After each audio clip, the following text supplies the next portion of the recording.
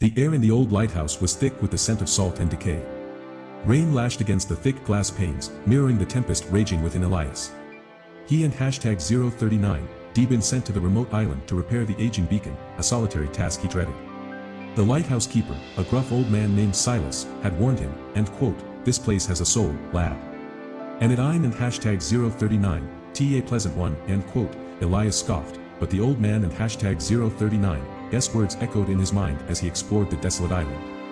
The first night, the howls of the wind morphed into chilling screams, and the lighthouse keeper and #039's tales of the end quote, echoes of the damned and quote, the souls of sailors lost at sea, trapped forever in the mist, seemed less like folklore and more like chilling reality. One stormy afternoon, while battling a rogue wave that threatened to engulf the lighthouse, Elias stumbled upon a hidden chamber. Inside, dust lay thick on a collection of weathered journals.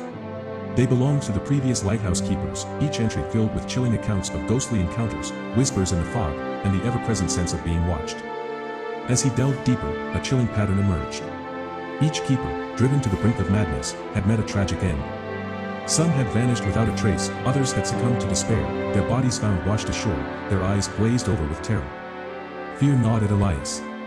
He yearned to escape the island, to leave the haunting echoes behind. But the storm raged on, trapping him within the lighthouse and #039's iron grip. Then, he began to hear them.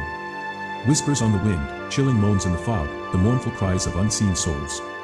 He saw them too, fleeting glimpses of spectral figures in the swirling mist, their faces contorted in agony.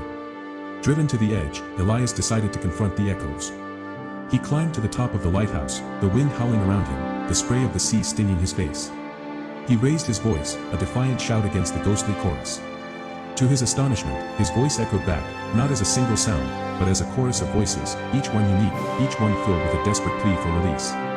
He realized that the echoes wearing in #039, Team Malevolent, were trapped, yearning for a release they could never find. Understanding dawned. The lighthouse, a beacon of hope for lost sailors, had become a prison for their tormented souls. Elias, instead of fleeing, decided to help. He began to play a haunting melody on his harmonica, a mournful tune that seemed to soothe the restless spirits. Slowly, the echoes began to fade. The whispers grew softer, the moans subsided, and the chilling presence that had clung to the lighthouse began to lift. As the storm finally subsided, Elias, exhausted but strangely peaceful, knew he had found a way to break the curse of the damned. The lighthouse, once a place of despair, now held a strange sense of tranquility. The echoes still lingered, but they were no longer malevolent, more like a faint, mournful hum, a testament to the tragic lives lost at sea. Elias, forever changed by his encounter with the damned.